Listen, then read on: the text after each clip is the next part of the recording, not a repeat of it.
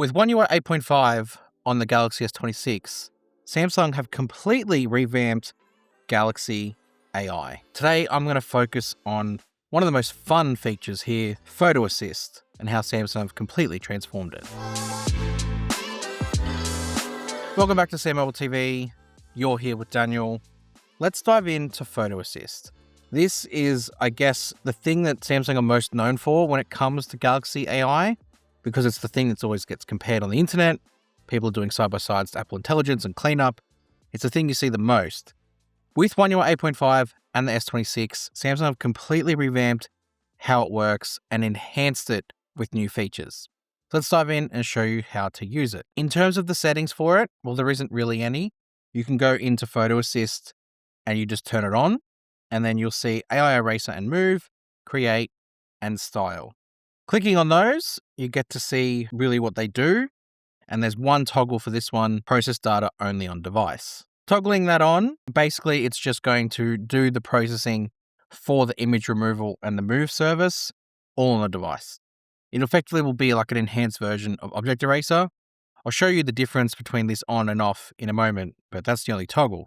Because all the other ones, Create just tells you what it does, and Style also tells you what it does, have no settings. It's just an explainer of the function. So to show you where Photo Assist lives, you need to go into the gallery. So once you have a photo that you like and want to fix, so at the moment, it's a photo of my daughter, and you can see in the background, there's a lot of stuff going on. I'm going to hit the AI removal tool here, and what you'll see is 4 options: AI Eraser, Move, Create, and Style.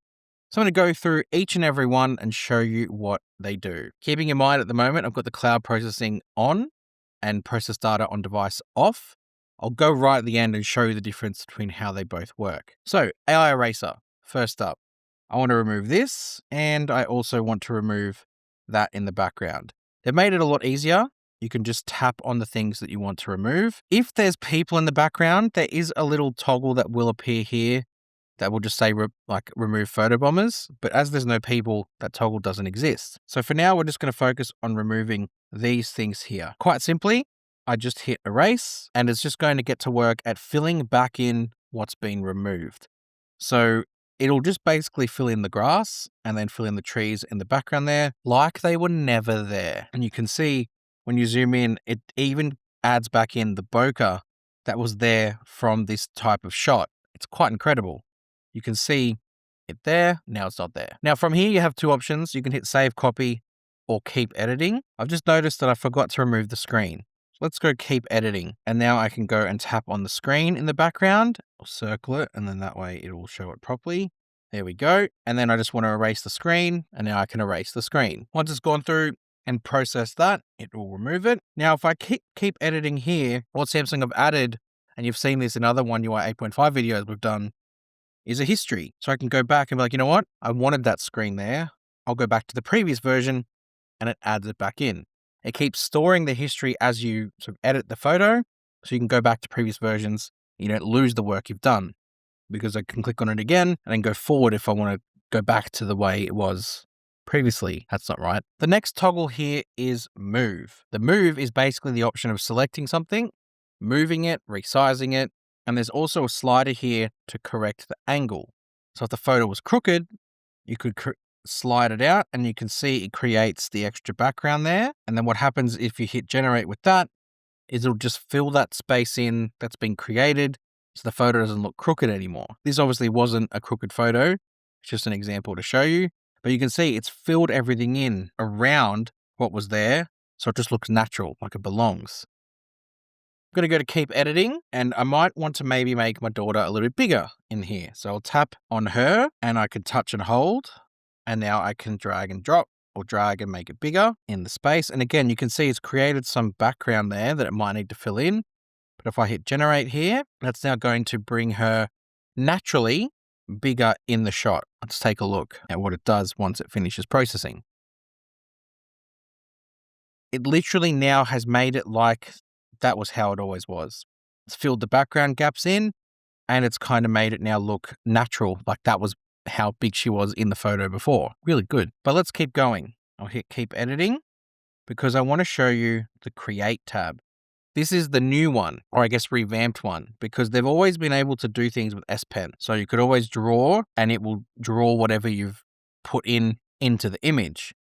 But the new one that they've done, so if I go back to create, is you can now add in text prompts to describe what it is you want to change. So let's say I wanted to make this photo nighttime. So I want to say, make this a nighttime scene and hit generate. What will that will now do is turn the sky nighttime, but it'll also take the rest of the photo and make it nighttime as well. So again, it goes through its processing both on device and cloud and gives it this now nighttime appearance. Not sure why it added such a fake moon in the background there. I guess it is AI. But again, it's dulled down the grass, it's dulled down everything behind it and given it a bit of a nighttime feel. If you're not happy with what it gives you, you can slide across, hit generate one more, and it will then try and do it again based on the same prompt to make it a little bit more what you're asking for, and it will do it differently. It won't just do it exactly the same. It made the moon a little bit spicier and it added a light to the screen. Well, that one removed the hair from her face without even me asking. There you go. Then you can save what it is you want and you can keep editing if you want to, because it's not just about typing prompts in. You can also go into the gallery and add things in from here as well. So I might want to go in and pick a photo of my son maybe kicking the ball. All right, and I'll hit done. And I'll say add this person in the background. Hit generate. So it also may produce unexpected results. It tells you that at the bottom here. But like I said, if it's not to your liking, you can go back and generate one more. And then it usually will make it right? So it's kind of put it in a bit of an awkward spot there. But again, go and do generate one more. And hopefully it might put it over here or might put it in a bit more of a prominent position. And it tries to blend it in with the environment. Let it do its thing. Oh, there we go. It's really gone and changed it. You know what? Let's leave it at that. Let's go to keep editing. And I want to show you the last prompt here, style. This is the one where you can actually go and add in like a cartoon version of what you've created or what you've taken a photo of. And you've got the different styles that you can see here for you to be able to choose from. So let's say I wanted to turn this into a comic. I can hit generate and then it's going to restyle the entire image in the form of a comic. And it really does a good job of turning what's there into that style. Let it revamp the vibe. Look at that. That's pretty cool. My kids would actually really love that. But we'll go back because there's another thing here when it's a photo of people. You've got portrait.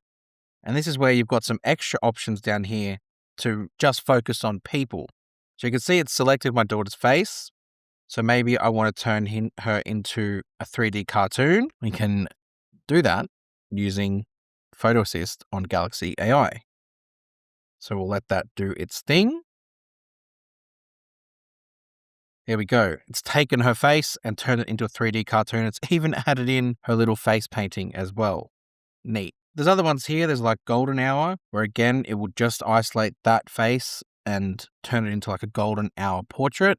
Let's see what it does with that. Wow, that's crazy. I mean, that's not her, but you can see like from how far away she was, it's done a decent job with the hair and the style of portrait. Okay.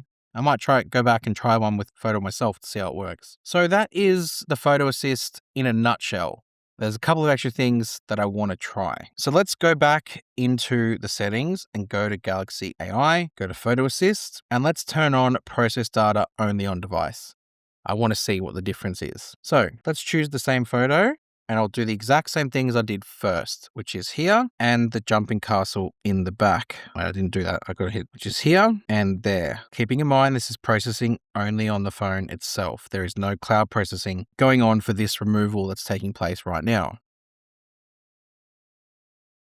That's not bad. Like you can see it's a little bit different in how much blurrier it is in that spot there, but it's done a pretty good job of removing that. Let's do a bit more of a complex one. Let's see if we can clean up these cars with the process data only on device as the option. You can see the suggest erasers there as the photobombing tool.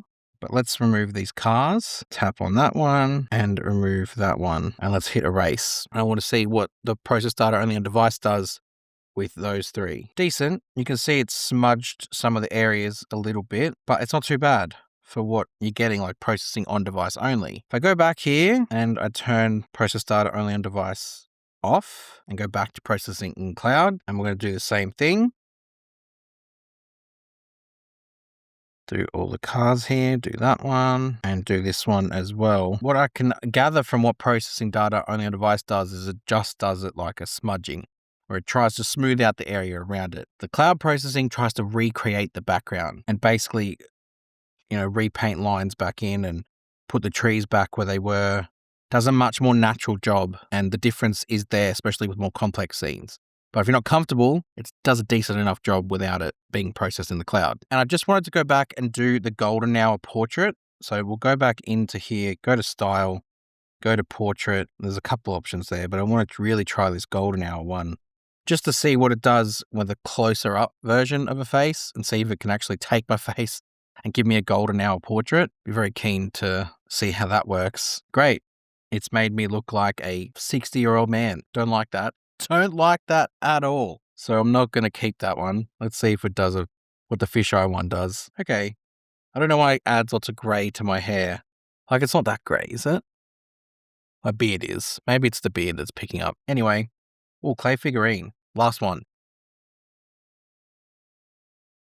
Okay. That one I'm going to save. So that is Photo Assist on the Galaxy S26 and One UI 8.5. The big one, obviously, the create area here with describing what you want to change about the photo. That's quite new. Like, you can add in sunglasses. And the whole idea is it will just add sunglasses into the photo because I've told it to. Let's just do this last one and then we'll wrap up. There we go. Look at that. Fun. So that's Galaxy AI S26. Hit subscribe to SamMobile TV. Go check us out on our website and all our socials, and we'll see you guys next time. Thanks.